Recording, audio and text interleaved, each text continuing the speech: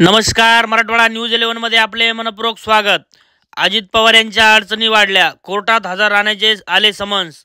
पूर्ण व्हिडिओ जाणून घेण्याअगोदर तुम्ही जर चॅनलवर नवीन असाल तर चॅनलला सबस्क्राइब करा, बेल आयकॉन बटन प्रेस करा, म्हणजे येणारे अपडेट तुम्हाला सर्वात आधी आमच्या चॅनलवर बघायला मिळेल।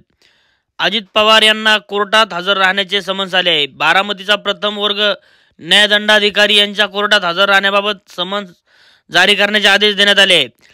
याचिकाकर्ते सुरेश खोपडे यांनी ही माहिती माध्यमांना दिली आहे। 2014च्या निवडणुकीत अजित पवारांनी उमेदवाराला मतदान केले नाही तर गावचं पाणी बंद करू असं वक्तव्य केल्यामुळे कोर्टाने हे समन्स बजावले असल्याचे खोपडे यांनी सांगितले।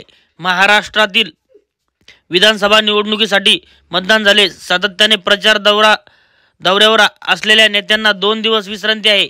आता 23 नोव्हेंबर रोजी निकाल आहे। त्यापूर्वीच राष्ट्रवादी काँग्रेस नेते अजित पवार यांच्या अडचणी वाढवणारी बातमी आली आहे। अजित पवार यांना कोर्टात हजर राहण्याचे समन्स बजावण्यात आले आहे। आता 16 डिसेंबर रोजी अजित पवार यांना हजर राहण्याचे समन्स बजावण्यात आले आहे। या व्हिडिओवर तुमचे मत काय आहे कमेंट बॉक्समध्ये नक्की कळवा।